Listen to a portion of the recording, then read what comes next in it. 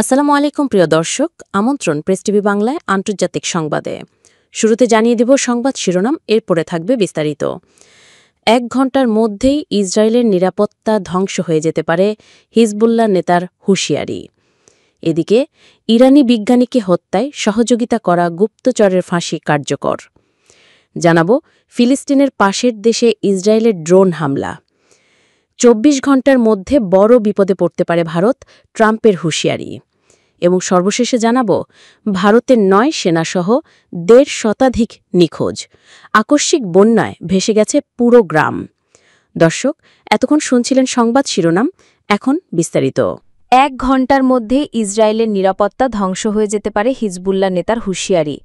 লেবাননের সশস্ত্র গোষ্ঠী হিজবুল্লাহর মহাসচিব শেখ নাইম কাসেম বলেছেন, গত ৮ মাস ধরে ইসরায়েল যেভাবে নিজেদের নিরাপত্তা নিশ্চিত করে এসেছে, সেই নিরাপত্তা মাত্র ১ ঘণ্টার মধ্যেই ধ্বংস হয়ে যেতে পারে ক্ষেপণাস্ত্রের আঘাতে।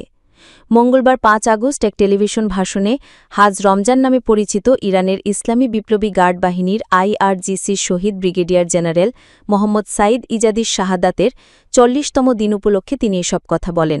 নাইম কাসেম বলেন, লিবাননে প্রতিরোধ শক্তি সুসংহত, দৃঢ় এবং দেশের সার্বভৌমত্ব ও স্বাধীনতা রক্ষায় প্রস্তুত রয়েছে। একই সঙ্গে তিনি অস্ত্র সমর্পণের জন্য আসা আন্তর্জাতিক চাপ প্রত্যাখ্যান করেছেন। শেখ নাইম বলেন, আজ আমরা শহীদ জেনারেল ইজাদির চেহুলাম উপলক্ষে একত্রিত হয়েছি। তিনি ছিলেন ফিলিস্তিনের পক্ষে জীবন উৎসর্গকারী একজন ইরানি শহীদ। হিজবুল্লাহ নেতা আরও বলেন, হাজ রমজান সবসময় ফিলিস্তিনের বিভিন্ন প্রতিরোধ গোষ্ঠীর ঐক্যের পক্ষে ছিলেন এবং হিজবুল্লাহ যেন তাদের পাশে ফাঁচে তা নিশ্চিত করতেন। তিনি বলেন, হাজ রমজান আল আকসা অভিযানকে একটি অলৌকিক ঘটনা হিসেবে বর্ণনা করতেন। তিনি ইমাম খুমেনি ও ইমাম খামেনির প্রতিও গভীর ভালোবাসা পোষণ করতেন। বৈরুত বন্দরের বিস্ফোরণ প্রসঙ্গে হিজবুল্লাহ মহাসচিব বলেন, হিজবুল্লাহ আবারও এ ঘটনার তদন্ত দ্রুত সম্পন্ন করে অপরাধীদের শাস্তির দাবি জানাচ্ছে। তিনি মার্কিন দূত টম বারেকের প্রস্তাব প্রত্যাখ্যান করে বলেন, এই প্রস্তাব ইসরায়েলের স্বার্থ রক্ষা করে, কিন্তু লেবাননের প্রতিরক্ষার চাহিদাকে উপেক্ষা করে। হিজবুল্লাহ কখনোই লেবানন সরকারের সঙ্গে ইসরায়েলের যুদ্ধবিরতি চুক্তি লঙ্ঘন করেনি উল্লেখ করে নাইম কাসেম অভিযোগ করে বলেন, যুক্তরাষ্ট্র চায় না লেবানন সেনাবাহিনী এমন কোনো অস্ত্র অর্জন করুক যা ইসরায়েলের জন্য হুমকি হয়ে দাঁড়ায়। তিনি এ সময় প্রশ্ন তুলে বলেন, যদি হিজবুল্লাহ অস্ত্র ছেড়ে দেয় তাহলে লেবাননকে কে রক্ষা করবে? তার ভাষায়, ইসরায়েলি নেতারা প্রকাশ্যে ঘোষণা দিয়েছে প্রতিরোধ শক্তি অস্ত্র না ছাড়া পর্যন্ত তাদের আগ্রাসন বন্ধ হবে না। হিজবুল্লাহ নেতা হুঁশিয়ারি দিয়ে বলেন, গত ৮ মাস ধরে ইসরায়েল যেভাবে নিজেদের নিরাপত্তা নিশ্চিত করে এসেছে, সেই নিরাপত্তা মাত্র ১ ঘণ্টার মধ্যে ক্ষেপণাস্ত্রের আঘাতে ধ্বংস হয়ে যেতে পারে। পরিশেষে তিনি বলেন, আমরা যদি আমাদের অস্ত্র হস্তান্তরও করিও, তবুও দখলদার ইসরায়েলের আগ্রাসন থামবে না। সূত্র মেহের নিউজ। ইরানি বিজ্ঞানীকে হত্যায় সহযোগিতা করা গুপ্তচরের ফাঁসি কার্যকর। ইসরায়েলের হয়ে গুপ্তচর বৃত্তির অভিযোগে দোষী সাব্যস্ত এক ব্যক্তিকে মৃত্যুদণ্ড কার্যকর করেছে ইরান। বুধবার ৬ আগস্ট ইরানি বিচার বিভাগের বরাতে দ্য টাইমস অফ ইসরায়েল জানায়, সব আইনি প্রক্রিয়া মেনে ওই ব্যক্তির শাস্তি কার্যকর করা হয়েছে। অভিযুক্ত ব্যক্তি জুন মাসে ইসরায়েলের সঙ্গে ১২ দিনের যুদ্ধের সময় নিহত একজন পারমাণবিক বিজ্ঞানী সম্পর্কে শত্রুদের কাছে তথ্য সরবরাহ করে। এছাড়া তিনি ইসরায়েলের হয়ে বিভিন্নভাবে গুপ্তচর বৃত্তি করছিলেন। ইরানি কর্তৃপক্ষ জানায়, বিচারিক কার্যক্রম এবং সুপ্রিম কোর্ট কর্তৃক তার সাজা নিশ্চিতকরণের পর রুজবেহ ভাদির মৃত্যুদণ্ড কার্যকর করা হয়েছে। আরও বলা হয়েছে, দোষী ব্যক্তি ইহুদিবাদী শাসনের সাম্প্রতিক আগ্রাসনের সময় নিহত একজন পারমাণবিক বিজ্ঞানী সম্পর্কে তথ্য ফাঁস করেছিলেন। তবে রুজবেহ ভাদির সম্পর্কে বিস্তারিত তথ্য প্রকাশ করেনি ইরানি কর্তৃপক্ষ। এছাড়া তার সঙ্গে অন্য কেউ জড়িত কিনা বা এ মামলায় আরও কেউ গ্রেপ্তার কিনা তাও স্পষ্ট করেনি। ফিলিস্তিনের পাশের দেশে ইসরায়েলের ড্রোন হামলা। পূর্ব লেবাননের রাতের ড্রোন হামলায় হিজবুল্লাহর এক কর্মী নিহত হয়েছেন। ইসরায়েলের প্রতিরক্ষা বাহিনী IDF হামলার দায় স্বীকার করে বিবৃতি দিয়েছে। যুদ্ধবিরতি লঙ্ঘন করে এই হামলা ইসরায়েলের আন্তর্জাতিক নিয়মনীতি তোয়াক্কা না করার আরেকটি উদাহরণ। বুধবার ৬ আগস্ট IDF জানিয়েছে, গতরাতে লেবাননের উত্তর-পূর্ব বেকা উপত্যকায় ইসরায়েলি ড্রোন হামলায় হিজবুল্লাহর এক কর্মী নিহত হয়েছেন। খবর দ্য টাইমস অফ ইসরায়েলের। ইসরায়েলি সেনাবাহিনীর মতে, হাসম কসম ঘরাব নামে ওই কর্মী লেবানন থেকে সিরিয়ার সন্ত্রাসী গোষ্ঠীগুলোকে উত্তর ইসরায়েলের গোলান হাইটসে রকেট হামলা চালানোর নির্দেশ দিচ্ছিলেন। সন্ত্রাসীদের কার্যকলাপ ইসরায়েলি রাষ্ট্র এবং এর নাগরিকদের জন্য হুমকি স্বরূপ ছিল।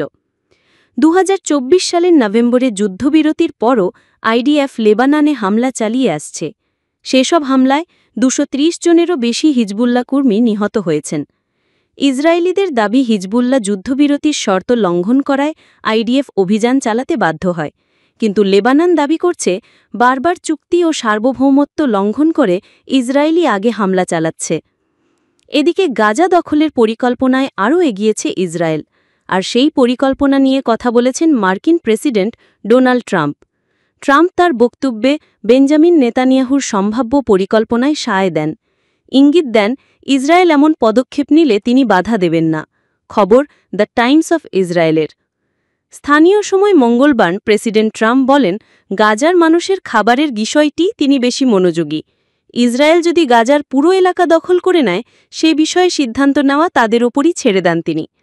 ট্রাম্প সাংবাদিকদের বলেন, বাকি বিষয়গুলো সম্পর্কে আমি কিছু বলতে পারি না, এটা মূলত ইসরায়েলের ওপরই নির্ভর করছে। 24 ঘণ্টার মধ্যে বড় বিপদে পড়তে পারে ভারত, ট্রাম্পের হুঁশিয়ারি। ভারতের ওপর উল্লেখযোগ্য শুল্ক আরোপের হুমকি দিয়েছেন মার্কিন প্রেসিডেন্ট ডোনাল্ড ট্রাম্প, আর সেই ঘোষণা 24 ঘণ্টার মধ্যে আসতে পারে। মঙ্গলবার এক সাক্ষাৎকারে ট্রাম্প এ হুঁশিয়ারি দেন। মার্কিন সংবাদমাধ্যম সিএনবিসিকে দেওয়া ওই সাক্ষাৎকারে ভারত থেকে আমদানি করা পণ্যের ওপর শুল্ক আরও বাড়ানোর হুমকি দেন তিনি। তার দাবি, রাশিয়া থেকে বিপুল পরিমাণ জ্বালানি তেল কেনা ভারতের সঙ্গে যুক্তরাষ্ট্রের বাণিজ্য সম্পর্ককে ক্ষতিগ্রস্ত করছে, আর এই কারণে ক্ষুব্ধ যুক্তরাষ্ট্র। ডোনাল্ড ট্রাম্প বলেন, ভারত আমাদের ভালো বাণিজ্যিক অংশীদার নয়। তারা আমাদের সঙ্গে প্রচুর ব্যবসা করে, কিন্তু আমরা তাদের সঙ্গে তেমন ব্যবসা করি না। এ কারণেই 25% শুল্ক আরোপ করেছি। তবে আমি মনে করি আগামী 24 ঘণ্টার মধ্যে এই হার আরও উল্লেখযোগ্যভাবে বৃদ্ধি করা উচিত, কারণ তারা এখনও রাশিয়ার কাছ থেকে তেল কিনছে। ট্রাম্পের এই সতর্কতা এসেছে এমন সময় যখন 7 অগাস্ট থেকে যুক্তরাষ্ট্রের নতুন পাল্টা শুল্ক নীতি কার্যকর হতে যাচ্ছে। এর আগে সোমবার নিজের মালিকানাধীন সামাজিক যোগাযোগ মাধ্যম ট্রুথ সোশ্যালে দেওয়া এক পোস্টে তিনি রাশিয়ার তেল কেনার দায়ে ভারতের পণ্যের ওপর শুল্ক বৃদ্ধি করার ঘোষণা দেন। রাশিয়া থেকে তেল কেনা ইউক্রেনের যুদ্ধ দীর্ঘায়িত হচ্ছে বলে মনে করছে যুক্তরাষ্ট্র। এই বিবাদের আবহে মার্কিন ভারত সম্পর্ক নতুন মাত্রায় আলোচিত হচ্ছে। এমন পরিস্থিতিতে যুক্তরাষ্ট্রকেও খোঁচা দিচ্ছে ভারত। ভারতের পররাষ্ট্র মন্ত্রণালয় এক দীর্ঘ বিবৃতিতে জানিয়েছে, ভারতকে অকারণে নিশানা করা হচ্ছে। একসময় যুক্তরাষ্ট্রই চেয়েছিল যাতে ভারত রাশিয়া থেকে তেল কেনে, যাতে আন্তর্জাতিক বাজারে তেলের দাম নিয়ন্ত্রণে থাকে। ভারতের 9 সেনাসহ 1.5 শতাধিক নিখোঁজ। ভারতের উত্তরাখণ্ডে ভারী বৃষ্টিতে আকস্মিক বন্যা দেখা দিয়েছে, সঙ্গে পাহাড়ি ঢলে কাদামাটি যোগ হওয়ায় পানির স্রোত ভয়াবহ পরিস্থিতি তৈরি করে। এই স্রোতে ভেসে গেছে পুরো একটি গ্রাম। খবর এনডিটিভির। সর্বশেষ খবর পাওয়া পর্যন্ত আকস্মিক বন্যায় অন্তত 4 জন নিহত হয়েছেন, নিখোঁজ আছেন 150 জনেরও বেশি। তাদের মধ্যে 9 ভারতীয় সেনা। মঙ্গলবার 5 আগস্ট উত্তরাখণ্ডের হারসিলে ক্লাউড ব্রাস্ট ঘটে। এরপর সেখানে আকস্মিক বন্যা দেখা দেয়। মুহূর্তেই পানি এসে একটি গ্রাম ডুবিয়ে দেয়। সেখানে থাকা সেনা ক্যাম্পের 9 সেনাকেও ভাসিয়ে নিয়ে যায়। ক্লাউড ব্রাস্টের শিকার ধারাইল গ্রামটিতে অনেক হোটেল রেস্তোরাঁ রয়েছে। স্থানীয়রা জানিয়েছেন, ক্ষীরগঙ্গা নদীর জলাধার এলাকায় ক্লাউড ব্রাস্টের ঘটনা ঘটায় আকস্মিক বন্যা ভয়াবহ রূপ ধারণ করে। পানির স্রোত এতই তীব্র ছিল যে সামনে যা ছিল তা সবই ভাসিয়ে নিয়ে যায়। যখন ক্লাউড ব্রাস্ট আঘাত হানে তখন খুবই কম সময়ের মধ্যে একটি নির্দিষ্ট জায়গায় ব্যাপক বৃষ্টিপাত হয়। এতে করে হঠাৎ করে বন্যা সৃষ্টি হয়ে যায়। ভারতের বিশেষ বিশেষ অঞ্চলে প্রায়ই এই ধরনের ঘটনা ঘটে। ঘটনার 10 মিনিটের মধ্যেই সেনাবাহিনী 150 জন কর্মীকে দুর্যোগ স্থলে পাঠায়। উদ্ধারকারী দলগুলো তাৎক্ষণিকভাবে আটকে পড়া গ্রামবাসীকে সরিয়ে নেওয়ার এবং জরুরি সহায়তা প্রদান শুরু করে। বিকেল থেকে সন্ধ্যা পর্যন্ত বৃষ্টিপাত অব্যাহত ছিল, যার ফলে উদ্ধার প্রচেষ্টা ব্যাহত হয়। এক বিবৃতিতে সেনাবাহিনী জানিয়েছে, পরিস্থিতি ক্রমাগত পর্যবেক্ষণ করা হচ্ছে এবং ভারতীয় সেনাবাহিনী ক্ষতিগ্রস্ত বেসামরিক নাগরিকদের সম্ভাব্য সকল সহায়তা প্রদানে সম্পূর্ণরূপে প্রতিশ্রুতিবদ্ধ।